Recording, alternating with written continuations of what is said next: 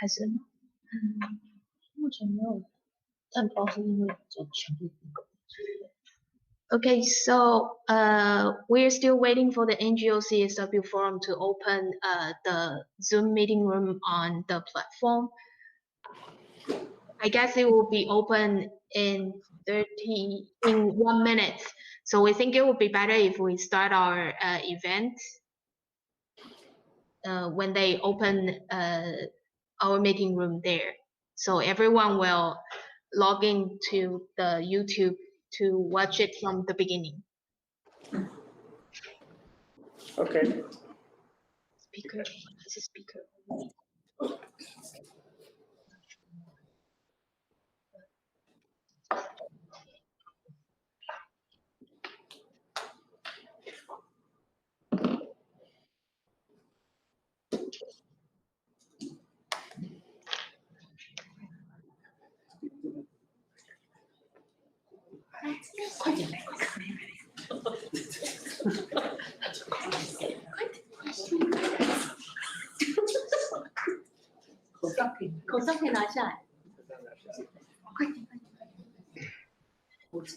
Okay, so we can start the event right now, and welcome to the Asia Pacific Liberal Women Association's event in parallel with NGO CSW 65 Forum. And I will pass the floor to our president, Mei-Xin Yang.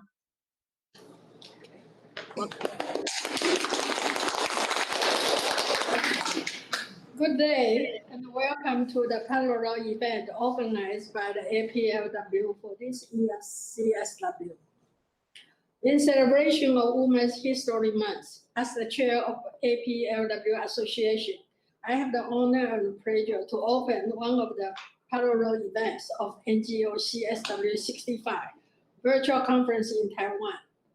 In addition to all our friends joining us online, many of our distinguished APLW members are joining us in person here in Taiwan Foundation for Democracy in Taipei, Taiwan. Allow me to briefly introduce them. From my left is Rebecca Wang. She was the former president of Taiwan 8 and advisor to the president of Taiwan. She is also the board member of our organization. Then is lawyer Lakma Yu Domeni, vice chair of APLW. She is the pioneer of women movement. She rewriting Taiwan's family law and make Taiwan become a very advanced for women's status.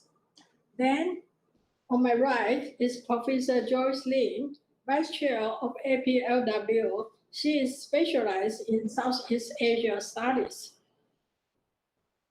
Then is Divya Yu. She is the Vice Secretary General, a renowned businesswoman. She introduced Intel to Taiwan about 20 years ago.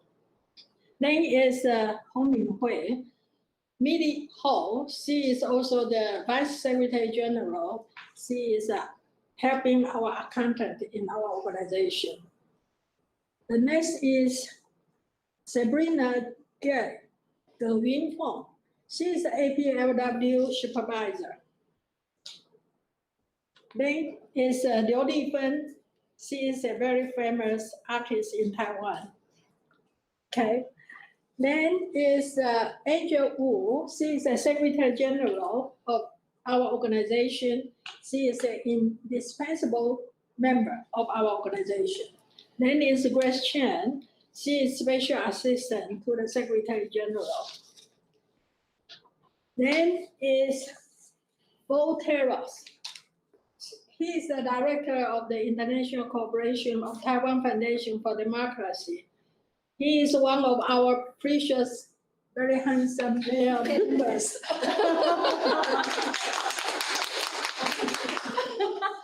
The next one is Huang Lixia.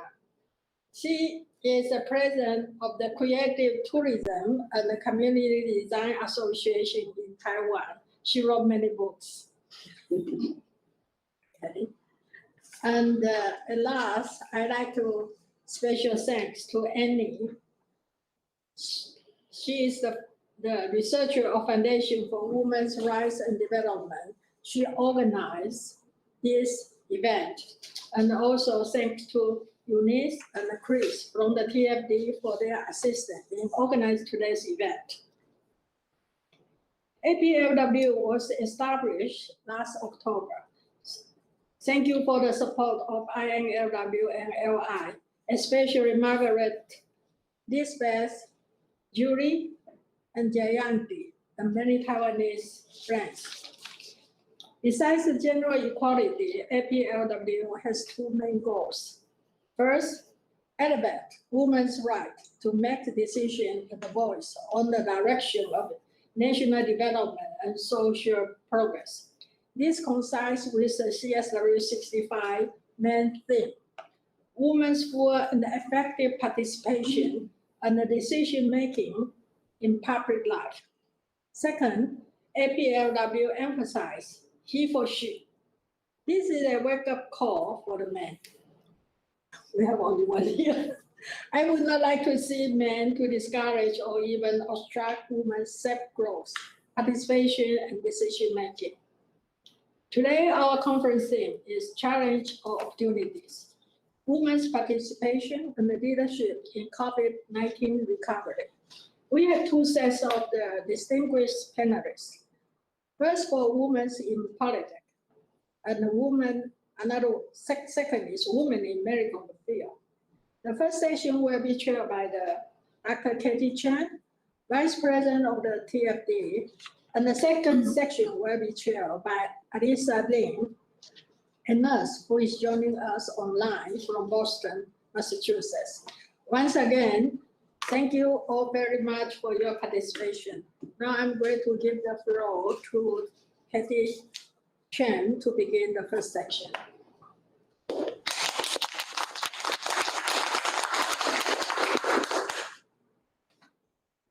Thank you very much, Ambassador Yang. Thank you so much for inviting me to chair this session on women in politics. I am Katie Chen. I'm the Vice President of the Taiwan Foundation for Democracy. It is a national level human rights and democratic advocacy foundation based in Taiwan. Today, I would like to let you know that we have three very esteemed speakers to talk about women's leadership under this current pandemic situation. We had many conversations on the effects of the pandemic on women. However, I think today's topic is really timely and important as we find out that countries with female politicians and female leaders are doing a lot better than some of the countries around the world when it comes to combating COVID-19 and issues related to the pandemic. So please allow me to introduce our three speakers. First, it is with us is Jayanti Balguru. She is the president of the International Network of Liberal Women, and she is also the chair of the Council of Asia Liberals and Democrat Women's Caucus. She is a lawyer by training, and we've known each other for several years, so I know that she will bring us very good presentation today. The second speaker we have is Professor Joy Ruoyu Lin. She is a specialist in Southeast Asian political and economic issues, and she is also a professor emeritus with the Department of Diplomacy and International Politics at Damgang University. Third, we have Ms. Josephine Wu Vostek joining us from Hawaii. She is a board member of the Asia Pacific Liberal Women's Association. She is also the consultant for the North American Taiwanese Women's Association, and she brings great experience from her career. She was the chief of staff of legislator Bi Kim Xiao, who is Taiwan's ambassador to the United States at the moment. She's also a Taipei Bureau Chief for Radio Free Asia.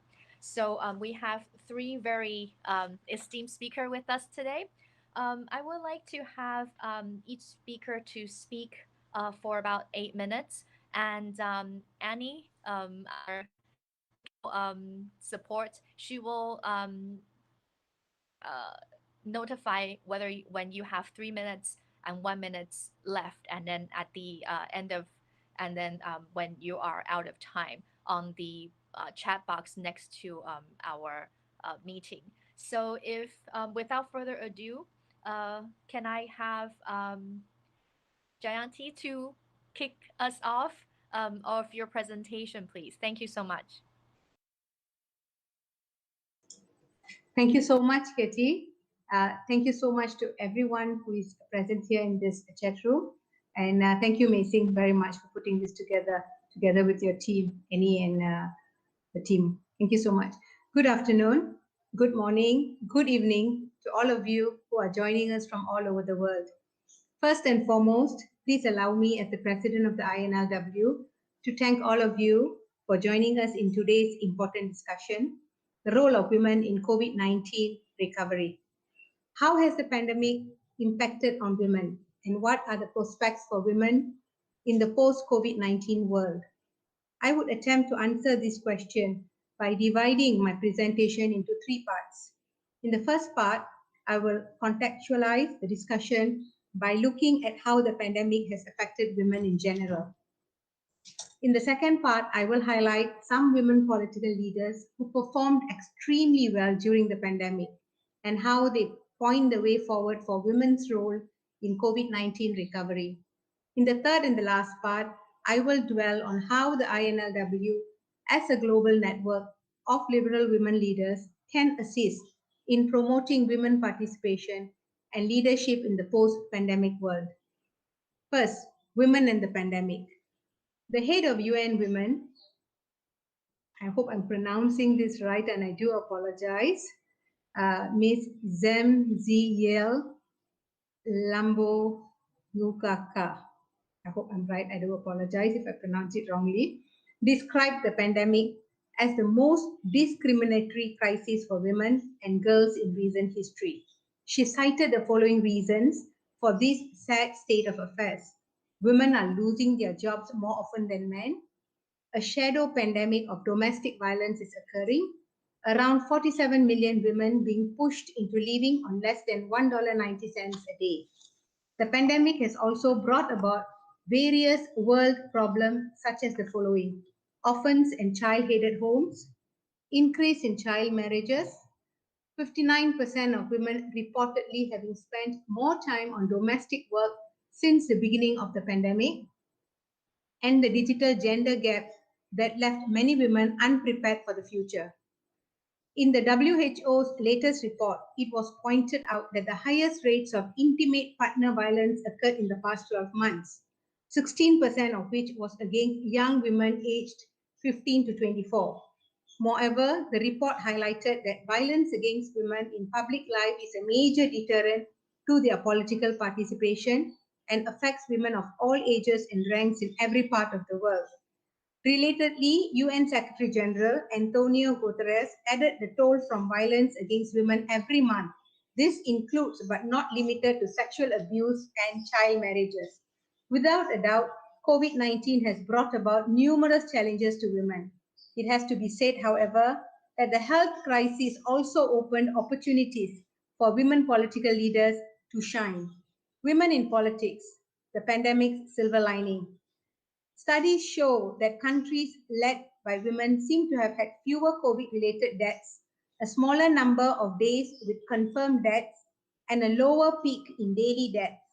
In the United States, for example, researchers claim that states with female governors have had fewer COVID-related deaths than states with male governors.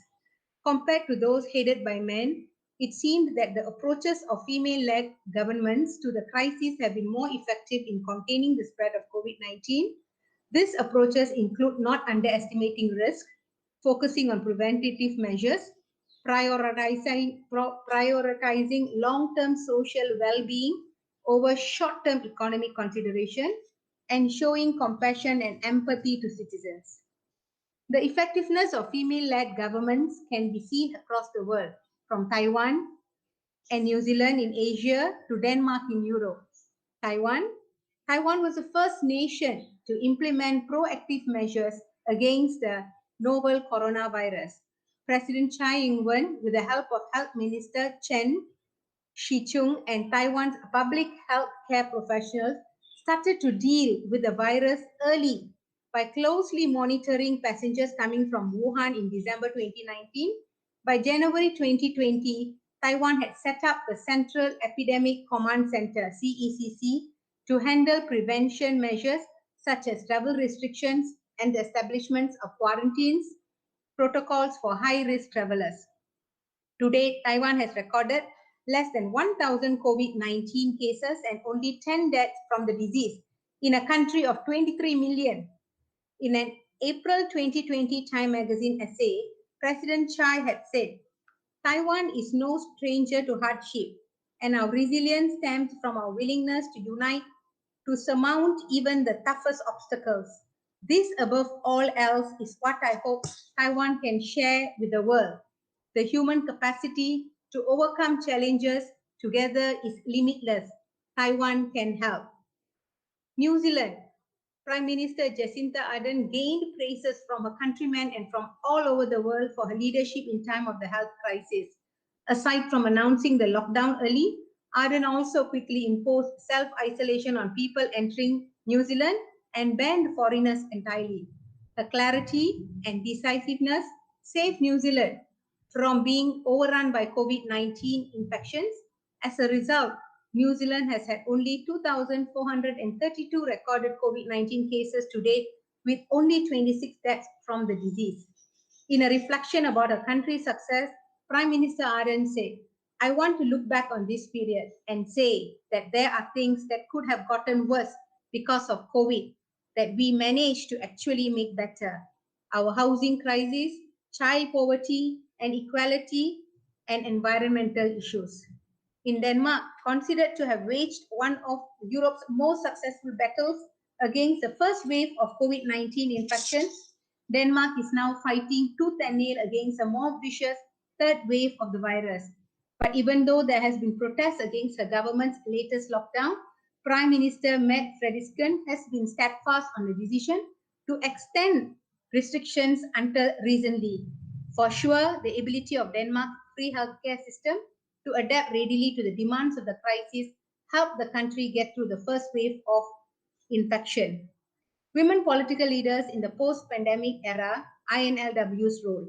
The cases of Taiwan, New Zealand, Denmark show that women political leaders are as capable as men, if not more so, in steering their countries out of the world's worst health crisis in recent memory. COVID-19, therefore, also presents an opportunity for all of us to push the limits of women participation and leadership. In line with this realization, we in the INLW intend to work on the following courses of action. Join in the thorough global and regional reviews of the Beijing Platform for Action, particularly on how the 12 critical areas identified in the action plan have been affected by the pandemic. Call for holding of the 5th World Conference on Women, taking into account the results of the global and regional reviews and their recommendation. Promote liberal women political leaders such as Taiwan's President Tsai, so that more liberal women can be inspired to enter politics. Work with the respective political parties to promote women inclusion. Liberal International's Women in Political Parties, WIPPP Index, is a great step towards this direction. Continue to hold workshops and trainings that improve the skills of women political leaders. The regional network of Asian women that I also head, the CALD Women Caucus, is launching the Asian Women Education, AWE, for transformative leadership this April 2020, for example. Concluding in 30 seconds, I hope, the courses of action mentioned above are not exhaustive, and much more needs to be done to break the glass ceiling that prevents women from meaningful political participation. However, as mentioned, the COVID-19 crisis, despite the enormous challenges it brings, also present an opportunity for women political leaders to show what they are made of. And I have to say that their performance has been most impressive. In doing so, our goal of shattering the glass ceiling may soon become a reality, and we, women, will finally hold half the sky. Thank you so much for your attention.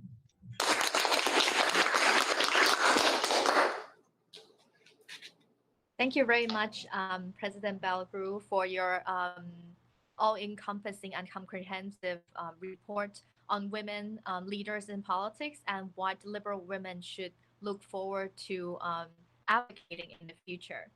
Next, may I welcome Professor Joy Lin to share your thoughts with us. Thank you. Okay, thank you. I would like to thank Kathy's very kind introduction. And then I also want to thank Mei Xin to organize this so significant panels. And also, I would like to share Taiwan's experience on combating the pandemic under the leadership of our female president. As we all know,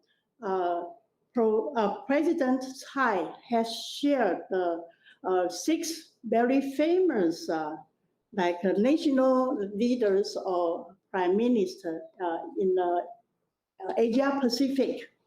And also we also understand that like some very famous New Zealand, Denmark, Norway, Finland, and the total 6 female prime minister and president to have a very good deal with the this pandemic in this area. So since the last year, 2020, President Tsai has introduced a total of 124 measures to curb the spread of the virus. But also, we can understand she haven't used to the lock city down. Measures are currently in use in many countries. And then not only that, Taiwan has been donating over 20 million masks to the United States, Europe, and the other countries. I think it's not only epidemic in Taiwan is under very good control. And currently, we only have, I think there are less than 20 deaths since last year. And also, I think that we can still to have maintain a very steady economic development, and we all have the mutual trust and self-confidence, and like the other very good neighboring countries, and we all understand Taiwan's success in fighting the pandemic, and then not only we pay attention to the leaders of gender, but also the most important thing in Taiwan, we all understand that we have very excellent and very good citizenship, and then they have everyone's contributions in Taiwan. So that's the most important for each citizens. We can see not only our female statesmen like Tsai Ing-wen, and all the Taiwanese, not only businessmen and everyone citizen, they have their own. I think they have their own contributions. And then I would like to explain some in the future scenario.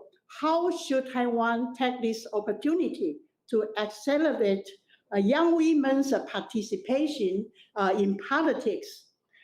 And we can understand that Taiwanese women must understand that they are still economically disadvantaged, and that is not easy to obtain resources. And besides, they must actively participate in politics and understand gender as an analytical aspect of epidemic prevention.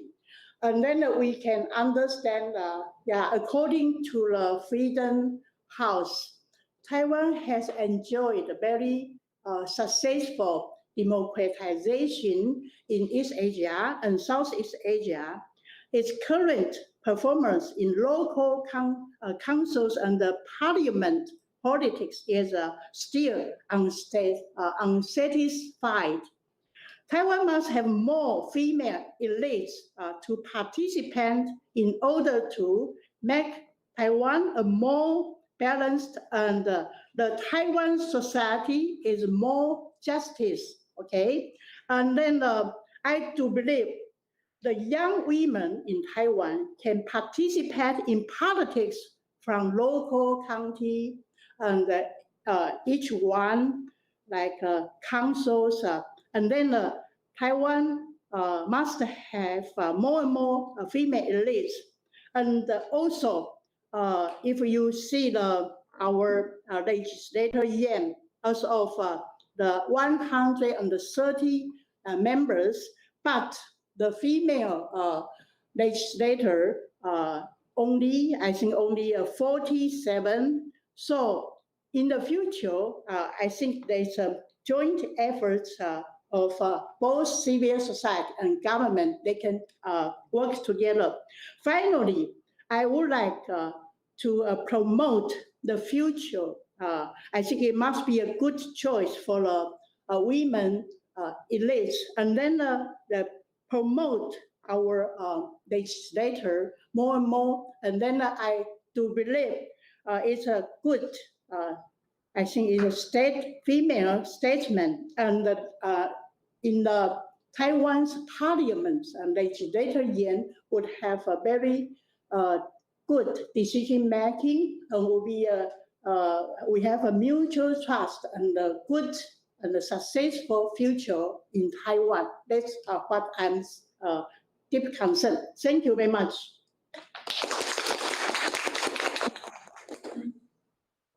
Thank you very much, Professor Lin, for sharing your thoughts with us and the Taiwanese experience.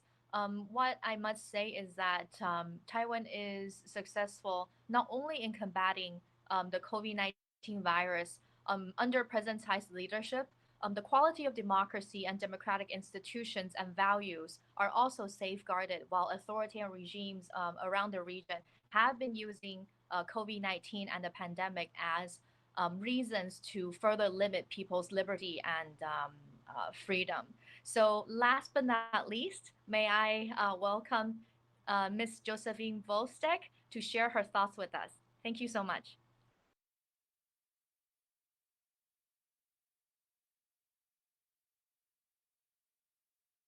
Unmute myself. Okay, good. I thought Annie is going to control that. But anyway, can I have my PowerPoint shown? Okay. Well, first, thanks to Mei Xin, our chairwoman, and also Angel. She shared this butterfly during the on the day of the International Women's Day. And I thought pretty much sums it up how modern women should be strong, be bold, be independent, and be passionate. And it format like a butterfly and put their 4 beautiful women profiles in there. So this is my icon for today's presentation. And I'm gonna let everybody know what women are here in Honolulu, in Hawaii, what we did. And I consider this is a fearless power. So next, please. Okay, first, I would like to say I was brought up as a very traditional family. My parents are so very conservative. And when the time I was a child, Taiwan is under martial law. So most of the parents would tell us, you know, little kids, or especially girls, don't get involved with politics, you know, don't mess up with politicians, blah, blah, blah. So I think for this time, I can do some work, substantial help during the pandemic. It's because importantly, I would say it's because of the say, inspiration when the time I was working for Kim Xiao, legislator Kim Xiao, which is our ambassador to the US currently. And during the time when I worked into her office, that's the first time I set my feet into political affairs. And I helped her to publish a book. It's sort of idea, want to inspire the younger generation, what she has done and why she is a younger lady, younger woman, set feet into politics and for long run. So that book, she named it the book title, One Person Can Change the World. And at the moment I said, wow, that is such a big dream. But now I believe this is also part of my life goal. Don't underestimate women's power. Don't underestimate the individual strengths that we can do something. So anyway, that's why I have this opportunity to present my experience now at this moment. Okay, next. So during the pandemic, that's from 2020's March, and right after our International Women's Day celebration for North America Taiwanese Women's Association, and all these things coming, a big fear. And we have a lot of members who are senior citizens in Honolulu. So I was thinking, now we're supposed to be quarantined at home, and how am I going to do these things? And who's supposed to get involved? Because at the time, most of the people want to stay home, doesn't want to get out. So what is most in need? And I knew the mask is what in high demand. And we are, as well as Taiwan, it's a small island. Oh no, actually Hawaii has 4 islands. Each island is small size, but also we need shipping supplies to provide all the residents here. So at the moment, we really have trouble getting masks, okay? And at the time, Taiwan, during Tsai Ing-wen's presidency, there's a national mask team, form and very productively produce a lot of masks, especially those disposable masks. So we wish we can get those from Taiwan, which made in Taiwan, but shipping and every other related things, it's also complicated. How to build a channel and how am I gonna get those resources and how to even secure the resources, even in Honolulu at the time, Home Depot, Lowe's, any little drugstore, pharmacies, you hardly can buy any mask, okay? So, and then who's supposed to come to help? So as you can tell, I recruit 2 of the younger members, and now they are both president and vice president at the 2021's NATRA's presidents. So 3 of us working like a factory in living room. That's my messy living room. We are packing all of this handmade mask and the hygiene products.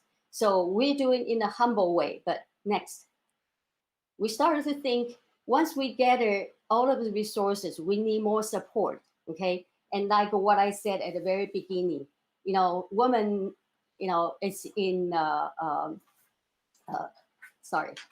the women now, we are doing all these actions, but we also would like to bring he into her actions.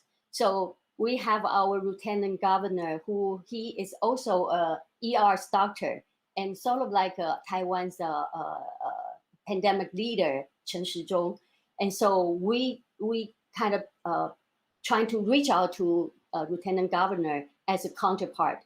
And we don't want to be brain, whatever we distribute later, and hospital or nurses or doctors which need the resource and did not get it, we might get brain. So we send all of the PPE resources to the lieutenant governor's office and let them to distribute. They're supposed to know which group were in need mostly.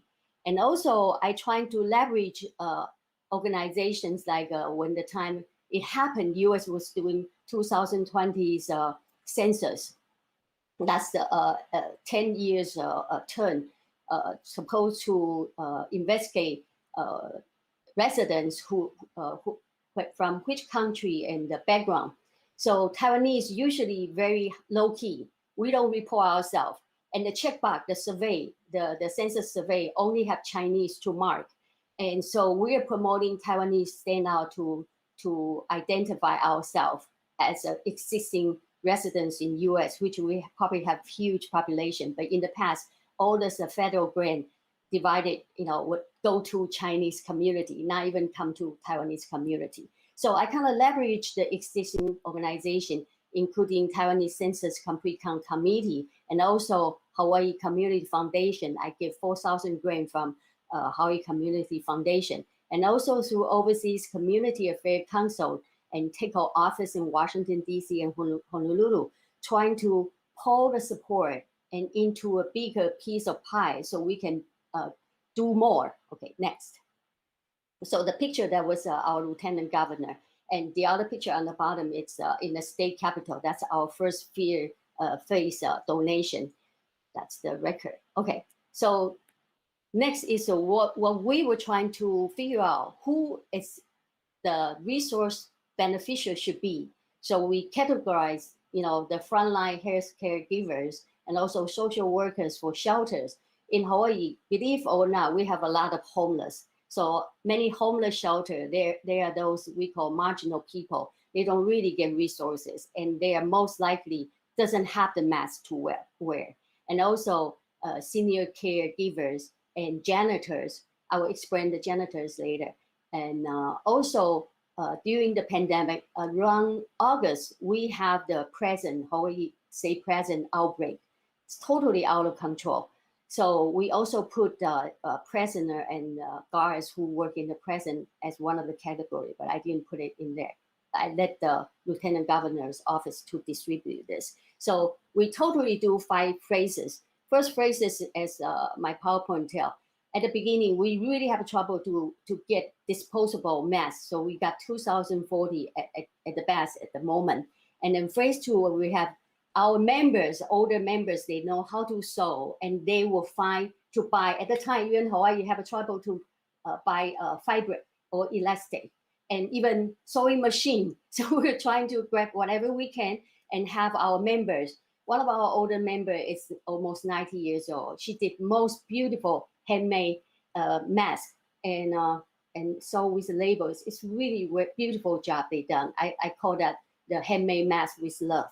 And then phase 3, we imported from Taiwan. This 1,500 is a charcoal mask. It's just like you can put disposable mask in between, so you can wash the charcoal fiber all the time, so you don't waste those disposable masks. Okay, and the phase 2 is what I'm trying to mention. At the time, many people's awareness is we want to give the recognition to the nurses or the doctors who are in the very front line taking care of COVID-19 confirmed cases. So we think there are a group of people, the janitor who worked in the hospital did not get the recognition. So our headquarters, NATRA headquarters, raised more than $30,000 US, and they even buy charcoal, N95 masks to spray different chapters all over North America. But in Hawaii, we get 1,200 because the project I proposed, and I add a local chapter 800. So 2,000, we bought a pharmacy card from loans. Each one is $20. All of the janitors, 2 or 3 hospital and homeless shelter received them. They are so grateful. They send me the thank you card. And when the day I receive it, made me, when I open it, made me have goosebumps. I didn't expect those, but it is something that we did, and you got bigger and better feedback in return. Okay, next.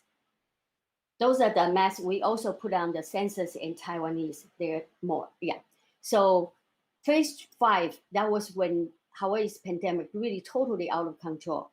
Earlier, it was mentioned Taiwan 1 year only reached almost 1,000 confirmed case. But in Hawaii, August, one single day, we reached to 355, 380 something.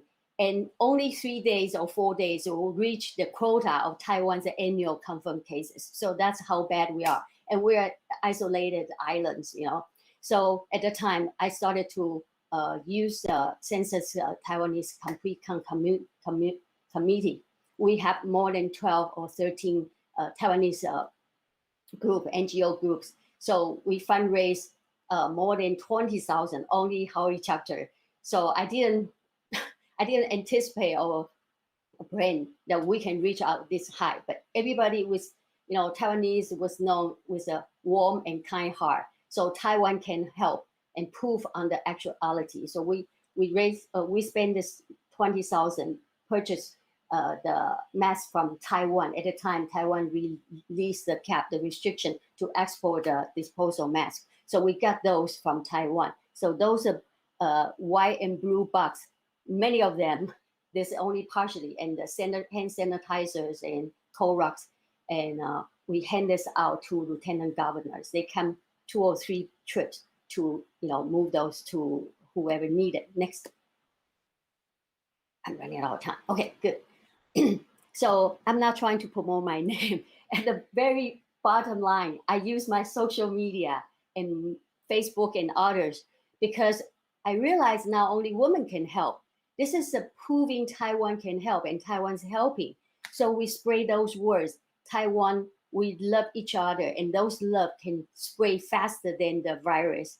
And as I was talking earlier, Taiwan was always is a long-term excluded out of the WHO, but then yet our nation did a great job for COVID-19 pandemic control. So I think this is a good opportunity as well to Taiwan and to every one of us, the women. We can do something. Okay, next. Okay, this is the card I was talking about. Full of all the janitor writing the previous one, writing their thank you notes, mahalo, and thank you for thinking of us, because they probably most of the time being neglected. And those are what we did for the blood bank. Hawaii donate blood, because at the time fewer people donate blood. We were so in need of blood. And then see this action, this whole woman's power to do something substantial work to help pandemic control is not only individual person can do it. I have a group of members, young, middle age, and old, and even our consultant for the census and our members who are not even women. They all come to help and donate the money. So prove he for she.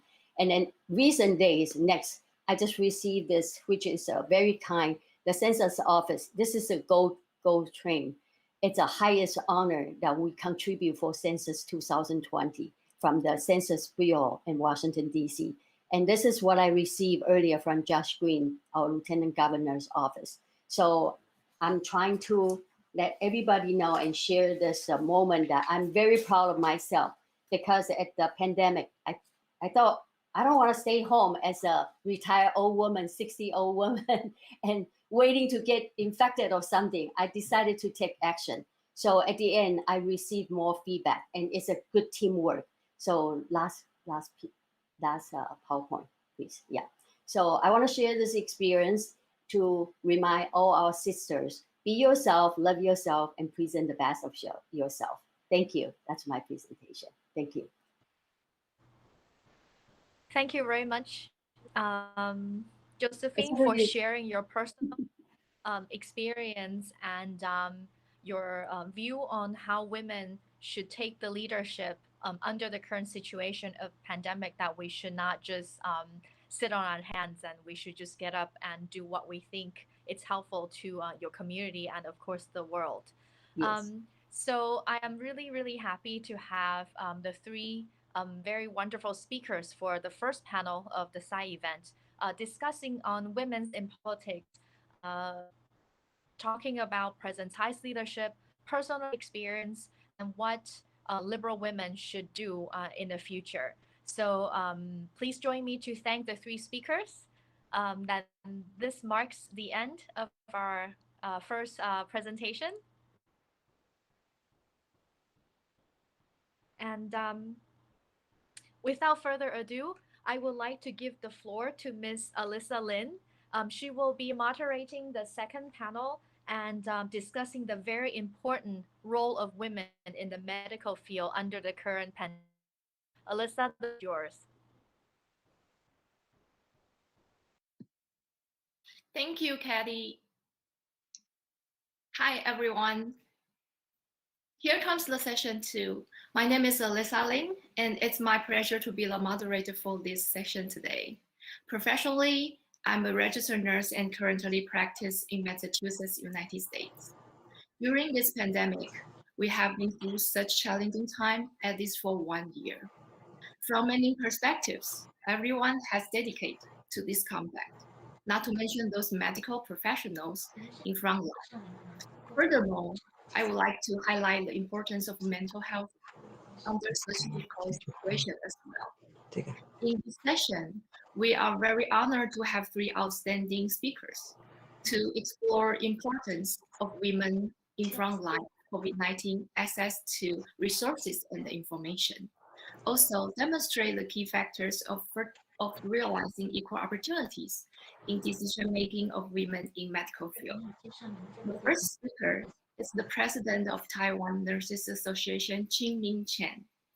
To speak from nursing perspective, Professor Chen received her Doctor of Nursing Science from the Indiana University, United States in 1995. She currently is the professor in Department of Nursing, National Cheng Kung University in Taiwan. She has served as the president of the Office of International Affairs and the vice director of the Research Center for Humanities and Social Science at National Cheng Kung University. Moreover, Professor Chen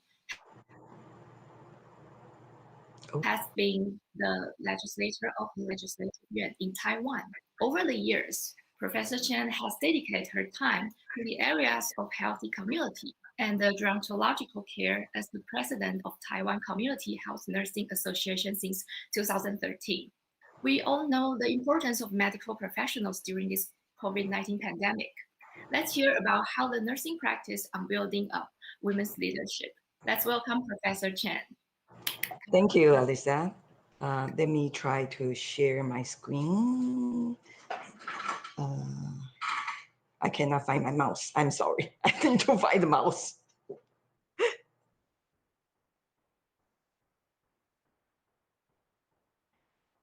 Okay, can you see the screen now? Can you see the screen? Yes. Okay, good. Oh, okay. Thank you, Elisa, for the warm introductory. I think this is the first time that our nursing organization has a chance to speak on CSW-related meetings, especially during this moment in time that the entire world is suffering from the COVID-19 pandemic. We think it is important for us to speak out for our important role in this platform. 1 year on since the World Health Organization declared COVID-19 is a global pandemic, look how it has severely damaged our society.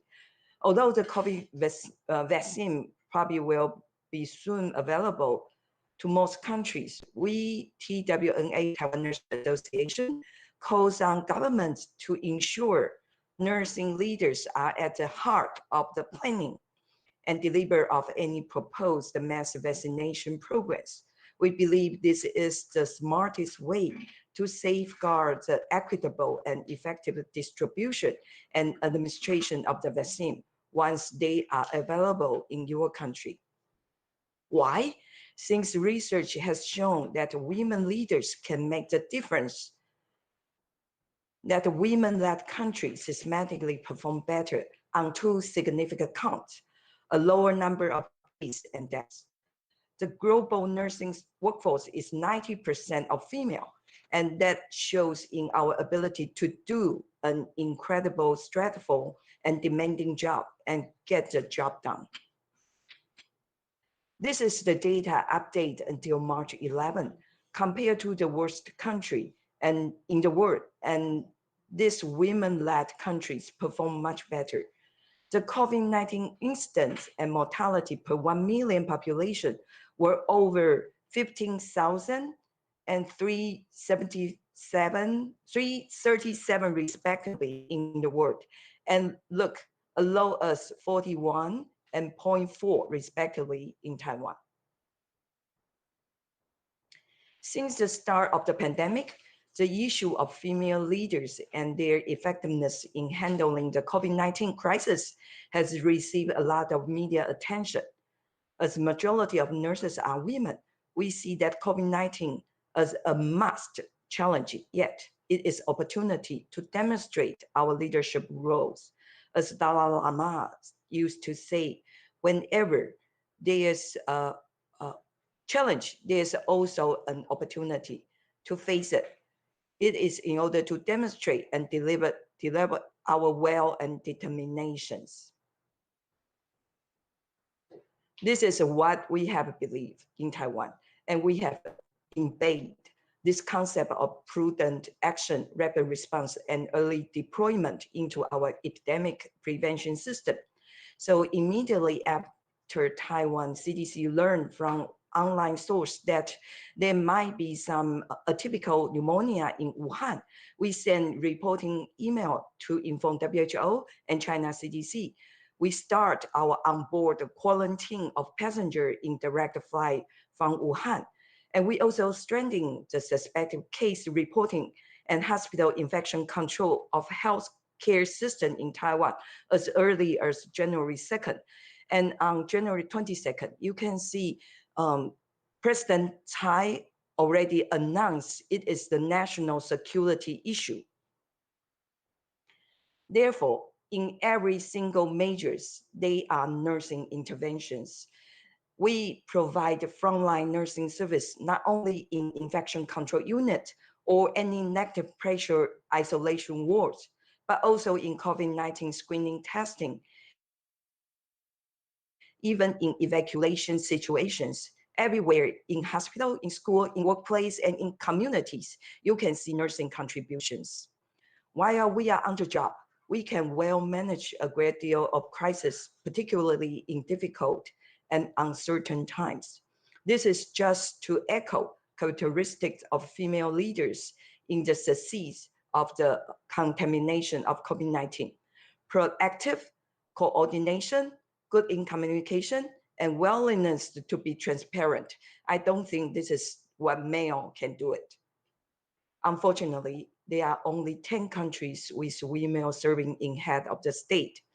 However, whereas in Taiwan, Taiwan has been ranked number 6 in the world and first in the Asia for gender equality based on the Gender Inequality Index. I think one of the reasons that Taiwan ranks high is mainly due to its higher female participation in politics. However, among the total of 113 legislators in each term, there were only 2 in Taiwan's political history that ever served as a legislator with nursing background. As you can see here, Jing Zhenli served in the 3rd and 4th term, and myself served in the 9th term.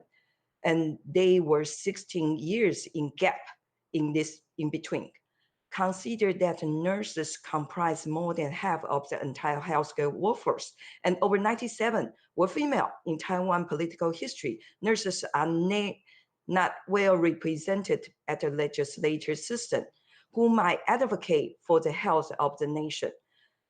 But being a majority of female profession, also shown in lack of power that nurses often have to influence important policy decisions. They are at heart of successful healthcare service to ensure they meet the need of our society everywhere. As representing 28 million nurses in the world, the International Council of Nurses supports this year's International Women's Day campaign and call on nurses everywhere to take on this year's themes. Most importantly, we need to give nurses a more powerful voice in decision-making, which will help to transform healthcare service into this post-COVID era and make them more responsive to the needs of the patient, families, and communities. This year's International Women's Day, with its truth to challenge the themes, should serve to remind people of the importance of speaking out for women and gender equality, especially in health service, which have proved their worth over the past years. Therefore, in collaboration with ICN and WHO, we initiate this Taiwan Nursing Now campaign. The aims are to raise the status of profile of nursing by empowering nurses. This is expected to reach the triple impact, improve the gender equality, improve health globally, and finally try to build a strong economies. We have seen this is an opportunity that COVID-19 has induced more discussion on women's leadership and political involvement than ever before. Therefore, we like to see our important in building up this leadership.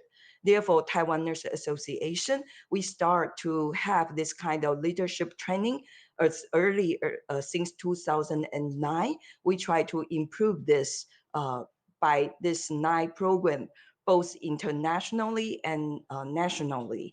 And you can see that as oldest and largest academic professional nursing organization, we have more than 76,000 members, and we have representing almost 45% of our practicing nursing workforce. So currently, we already have all these qualified nurse leaders. We have alumni of 240 graduates from our Nightingale Nursing Leadership Institute, and also 49 from local, 15 from international trainees, and also we have 12 alumni graduate from GNLI. And the GNLI stands for Global Nursing Leadership Institute that has been trained by ICN. So in conclusion, although COVID-19 pandemic is a crucial challenge for nurses, but we think it is also an opportunity for us to demonstrate the contribution and value of our nursing profession.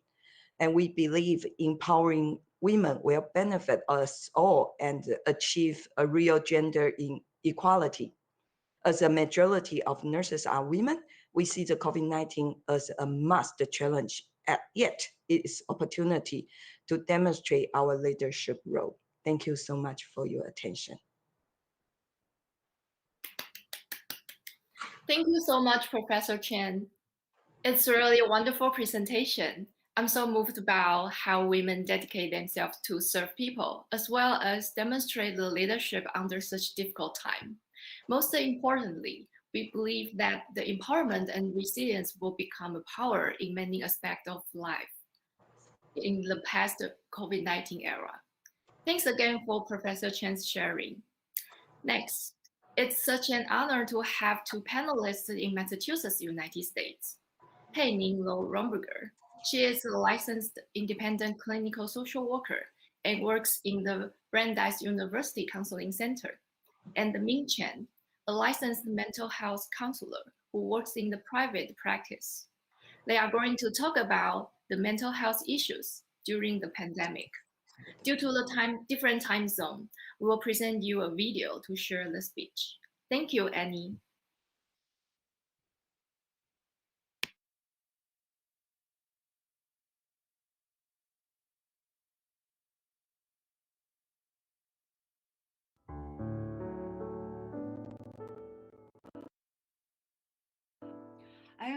Hello, everyone. I appreciate the opportunity to be invited here to talk a little bit about my experience as a mental health provider during the pandemic. More specifically, I will be speaking about my experience as an Asian American woman in mental health profession working at a college counseling center. When the COVID-19 was first reported outside the United States, many of my counseling sessions with the international students started shifting treatment focus to supporting their feelings of worry, fear, and uncertainty. Little did I realize that it would quickly become a pandemic. Around the same time, a year ago, Massachusetts governor issued a shelter-in-place order, and everything has changed since then, including how we deliver the services. I have been doing telehealth with the students on Zoom or on the phone. I recall having conversation with Asian students about their thoughts about wearing a mask. Many of them received masks from their families back home, but were reluctant to wear them out of fear of being discriminated against by peers. The fear mostly derived from the uptick of xenophobia and anti-Asian racism. An entire year of 2020 went by like a blur as a result of Zoom fatigue, among many other factors. Our counseling center has offered group space for students to reduce a sense of isolation. I, in my role as a liaison to the International Business School, have offered weekly virtual space for graduate students to talk about a variety of issues, including self-care and stress management. I participated in co-facilitating a debrief circle for business students during the presidential election period. Recent series of anti-Asian attacks against the elderly prompted a call from the social policy students for more mental health support. The call was extremely timely, especially considering the context of us still in the midst of the pandemic. While the American society is undergoing racial reckoning following social unrest, racial tension, and Black Lives Matter movement prompted by the death of George Floyd, couldn't it be more of a perfect storm? Social Policy School reached out to the counseling center director, and my director reached out to me in terms of deciding on how to answer this call. Before talking about how I decided to respond, I need to talk more about my intersecting identities, as I believe that my decision-making process is heavily influenced by them. Growing up in Taiwan, I have internalized many messages from my parents and many adults about how girls should behave. They also held different expectations from me from those from my brothers. I carried those biased ideas about women when I came to the United States, when that identity as women intersects my Asian and immigrant identity. It became a powerful force that silenced me. When I wanted to take a moment to ponder the stigma of a minority and effect of tokenism would criticize my quietness internally. When I wanted to speak up, my cultural teaching and biases of how girls should be reserved would shush me. I therefore often stumbled on the intersections of my identities. Not until I started engaging in multicultural training and embarking on my racial identity journey did I create a small space to develop my own voice that others could not. With that being said, I decided it is important to answer the students' call for more support. I decided to reach out to my community of a group of female mental health professionals to consult on the very issue. One strength that I believe we women have is to allow ourselves to be vulnerable and ask for help and collective support. I wish to draw up strength upon my lived experience to help create a space for Asian American folks to give our stories a voice. Thanks. Thanks, Elisa, for inviting me to this forum and to share my own experiences as a mental health practitioner in the US. My colleagues and I in private practice have found ourselves in the midst of the pandemic that we all have reached our maximum capacity to offer psychotherapy services. What this indicates to me is that mental health care is in urgent need. Since mental health care is healing in relations, a safe relational space is what we need in our society. Way before the pandemic hit, women have been the pioneer in providing and seeking mental health care. In a 2016 statistic, 65% of psychologists in the US are women.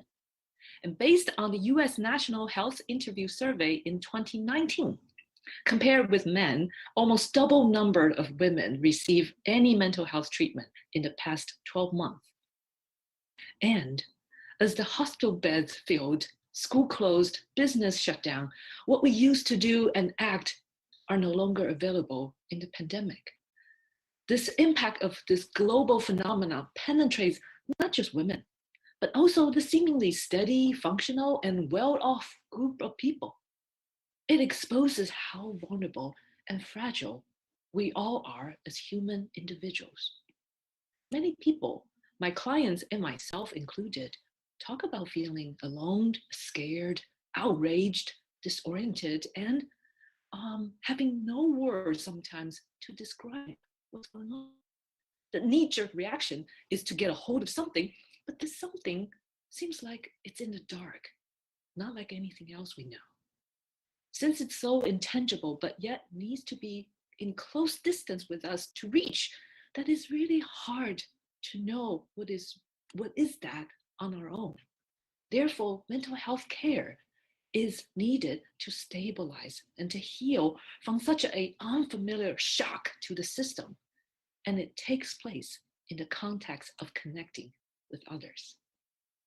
Right around the beginning of the pandemic, a group of us, licensed mental health counselor and licensed clinical social workers in Massachusetts, pay attention, listened to, and realized that there was not enough mental health treatment that is culturally and linguistically suitable and accessible for the immigrant employee and international students from Taiwan. So thanks to Elisa's vision and leadership that we responded together to this call. We understand that the issue was bigger than any one of us and really require a whole team to make it happen. So meeting after meeting, we each of us collectively offer our strength and time to develop this emotional support platform for people to reach out during the pandemic. We're also collaborated with local religious group, nonprofit, and community resource to establish a very strong social connections, making the invisible support more and more visible and tangible. This is not only a help for the community, but this is also feels a very good refuge to me, to ourselves as professionals. So when we are in a safe relation, we are reminded that we can slow down, listen, and attune to the subtlety of our experiences, our own very quiet and unique voice inside that simply we did not know what to do with or did not have time for before. We could feel spacious to speak our mind, to express emotions, and to move around and explore possibility freely. This safe relational space is like the invisible cradle, allowing and holding everything, the good, the bad, and the ugly, without forceful directing or jumping into conclusion too quickly. In a safe relational space, people can have dialogue and really start asking questions. What is going on with me? What do I need to do to get grounded? And what can I do to respond to these circumstances? From here, we discover how sensitive our bodies are, and yet it's been conditioned rigidly from our traumatic experience and lost its vitality. We gradually learn and gently to discern what is then and what is now, and to unlearn the outdated and to keep what's current. In the space, we could talk, grieve, breathe, and loosen up. Our body recover its natural pulses to respond to what is the given situation with its own wisdom and creativity. And people can regain a sense of mattering and confidence to face life. I would think of this recovery capacity as the earthy capacity, like a natural potential of a seed in the proper environment to sense, to move, to adjust, respond, and grow. I think this is what Lao Tzu said in the Tao Te Ching. It's called the mystic female. This mystic female is alive in all of us. We now understand by creating safe relational space, thoughtful communication, and extensive support network really enables it to develop and to take shape. With that, I conclude my sharing. Thank you for your feedback and thanks for listening.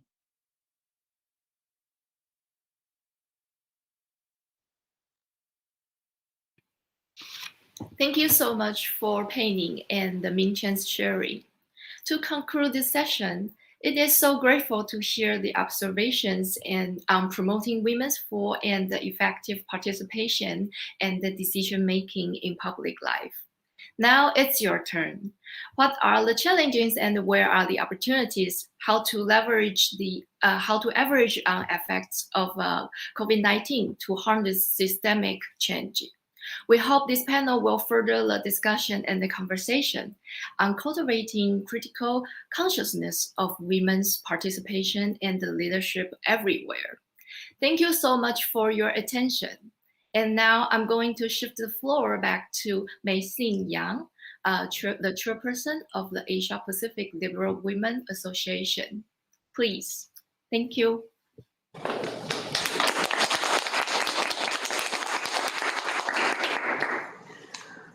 Thank you very much for all the participants, especially the moderators and all the panelists.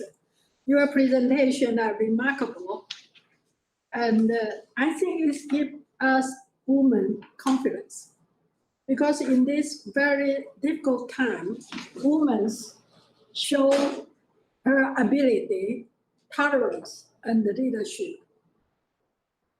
I hope the COVID-19 pandemic will disappear very soon, and we're going to have a regular meeting on March next year in New York. And I also get the message from our former president of the INAW, Margaret. She said, suggest next year maybe we can cooperate with the NDI, National Democratic Institute. I think we have many international organizations we can share each other. And we still have 15 minutes left. I'd like to know whether some people here can have some comment. All the panelists on the line, you also can say something. Josephine, Jayanti, and the panelists from Boston. Okay, I remember there was a questions on the list earlier. That is how we can find the younger generation, their talents, and encourage them or inspire them. And I used to run the congressional office. I try to have my radar up all the time to spot any younger ladies who really have the passions and talents and strengths and just want to do things. So that's why NATRA here in Hawaii, we have the most youngest president this year and vice president, and which would be the president-elect for the next year. So they're the younger generations, even though I was trying to say, gave me the inspiration that one person can change the world. Actually, the book initially was supposed to inspire the younger generation, but instead inspired the older person like me as well. So anyway, I think if there would be any possibility or inspirations that we can pass on to the younger generation, because we all at the end aging up and will, fade out. So the younger generation can take over the torch and keep moving. Yeah, that's what I think there was a questions on my panel. So I try to answer it. Yeah. Thank you. Thank you very much, Josephine. Yes, Jayanti, you have something to say? Oh, Jayanti didn't listen. Oh, okay. Yeah, Mei-Xin, thank you so much. I think you already have or had a great session of panelists. Don't think you want us to monopolize and speak further. I think we would like to hear from your team there. Has anyone there got anything to add to us? From our side. Yes.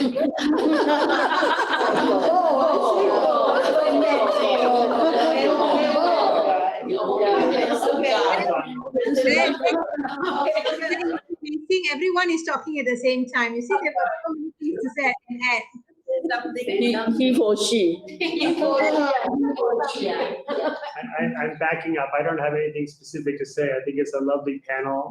It'd be nice if some of our other guests could say something.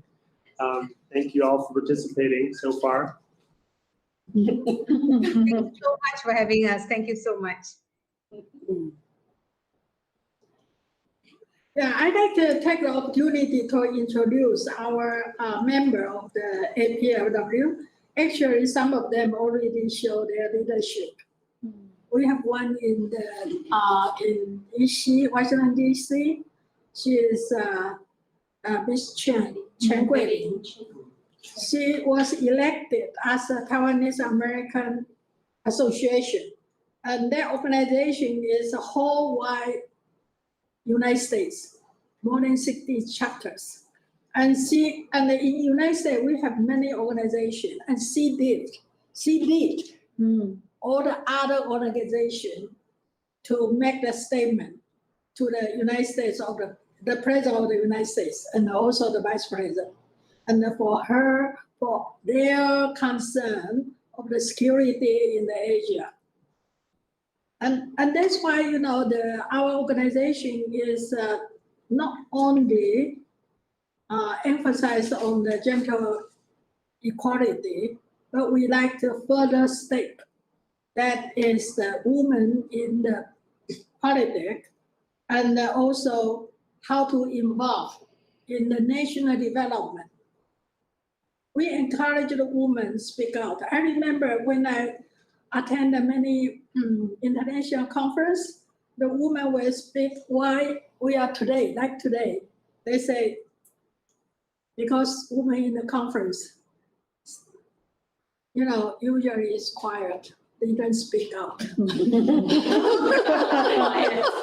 should learn how to speak out.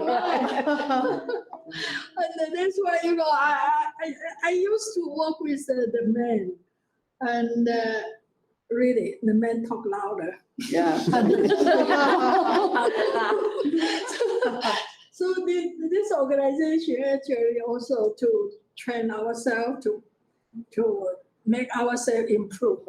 You know, every day we can improve ourselves. And I think women have a lot of potential, and it's not less than them. And we just too polite. We should speak out and show the leadership. Yeah, that's my thought. Yeah, anyone? Yeah, Please. Professor Chen. Yeah, I think we can share something as a nursing background. And you know, in most of the healthcare delivery system, there's always doctors since they are the leader in the group. However, in the healthcare workforce, nurses is like more than 50% representative in healthcare workforce. And as we just presented in Taiwan, female nurses represent 97% in our nursing workforce. So when we working daily with doctors, just like our president just mentioned, our chairperson just mentioned, men speak louder, but we train our young nurses to speak out too. So as I present in our PowerPoint, I just presented, we have our leadership training program for our local nurses too. And we deliberately choose the young nurses to attend this Nightingale Nursing Leadership Training Program. So we ask them to be brave and try to teach them when are the appropriate moment to speak out for our own self. So we have this kind of program annually. So we try to have this delivered to entire country. So we have a representative of nurses, young nurses from each hospital to attend this NNLI program. So this is why we systematically train our young nurses to do so. Yes, I think, I don't know whether the nurse have the dialogue, the dialogue with the medical doctor. Do you have that kind of conference? Because medical doctor, you know, occupy all the thought and all the actions. And I know the nurse association is very big, but do you have some kind of the conference that? Yes, of course, especially during this period of time, there's always talking about team approach. So when we are going to have some kind of team meeting and everything, and nurses can speak up too. and especially during some international event, we will be able to represent ourselves. I think that's very important because you know our organization we emphasize he for she because from my observation when the woman get the support from the men we can do double or triple thing, but if the men become the obstruction of the woman's growth, then you know it is reduce the contribution to the society. So it is very important for the dialogue between the two different kinds of the party, like a man and a woman, or the medical doctor and the nurse. And I think nurse actually is in the front line. I am quite moved, and what you're doing is really great. You're really great. So you need more credit, and especially all the nurse, 95% are women. And you deserve more from the respect from the society. Yeah, you want to say something? Yeah. 他们那个理事长是叫什么名字？ You can go. I want to ask the chairperson. Okay, so you're talking about the family violence increase when the pandemic. When the pandemic, right, the family violence. the family violence is increased when the pandemic. Can you explain the reason more to us? Thank you. I think there has been, can you hear me? I Yes. think it's the close proximity. I think it's also the pressure and the stress and everyone being under home conditions. And I think that has actually added to one of the reasons for domestic violence. Of course, loss of job opportunities, loss of interaction, and many other things that many other groups have actually highlighted as well. Howsoever, we can't put our fingers on one specific reason or a few reasons. Basically, it's not acceptable. There should not even have one case of domestic violence. I think a number of one itself is already too much. So we as women must actually work together, use this platform, and I think this is a wonderful platform because globally we are all interacting, and this is a golden opportunity. We have to use it. We have to use it well, and we have to address domestic violence because it has been addressed year after year after year, and we can't seem to be able to eradicate it. We have to eradicate economic marginalization and promote more women political organizations and participations as well. I think I've spoken more than enough. Okay, Lisa, you want to say something? Okay. Okay, I would like Okay, to have one Okay. footnote. I think from my personal point of view, I can find that more and more NGOs in Taiwan and so many old and mid-career and all young age girls, they are so aggressive, they make efforts, and they are very, I think they can work together successfully, and they can enjoy the mutual trust and benefit each other. I think that's a very successful phenomenon in Taiwan, and I would expect the future NGOs in Taiwan will be more and more active and more aggressive. I do believe there will be the very successful thing if you compare it with some institution or others, NGOs or some older like Rotary, some institutional and group, they are all gentlemen.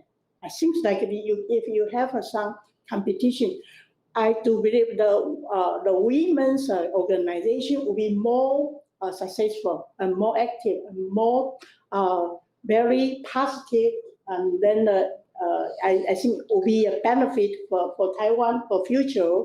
I think that's very significant, and I do believe we can work together with all the NGOs in Taiwan and in the international field. Thank you. My footnotes.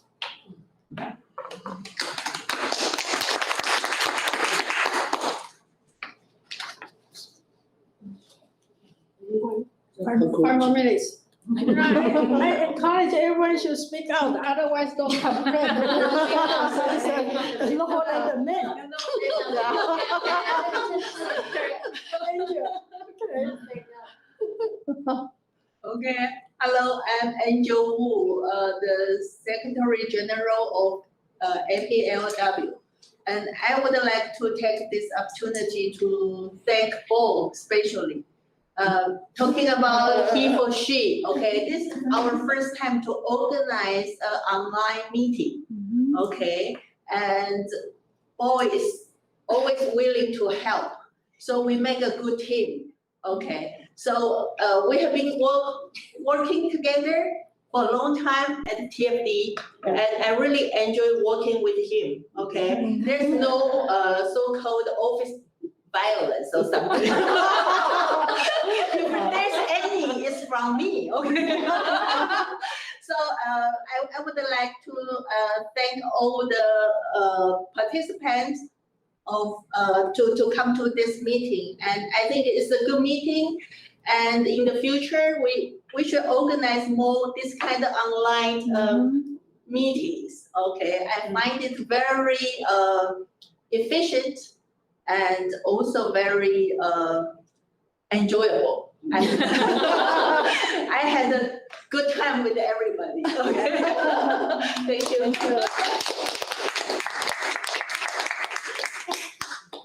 Okay, 3 minutes left, and I always feel we need to have more male members to participate. I think the many males actually need education. Usually when I attend the international conference, any conference or in Taiwan, usually it's the woman doing as a secretary. And but in the INLW, it's the men. And the boy is a really good model. In the future, we should recruit more male members. Yeah, we should. Yes. They can help us. You want to say something? Okay. Hi, everybody. I'm Manny Yu, the Vice President of the APLW. I think it's the COVID-19 is the most dark time, but it's also the best time for women. You just mentioned the domestic violence increased, but we needed to think what is our opportunity during this all the things to change is included working style. For example, you need to use online or the lifestyle, everything changed. So in this, everything changed. What is our opportunity, our women's opportunity to let more women can participate in the public area. So what is your opinion, the speakers? Thank you. Okay, thank you very much. I think this is the end of our conference, and I do hope we have more like this online. Sometimes I feel online is very convenient. You don't have to fly, and then we can meet each other. Yes. Yeah. Okay, thank you, and with all my best to you, to all of you.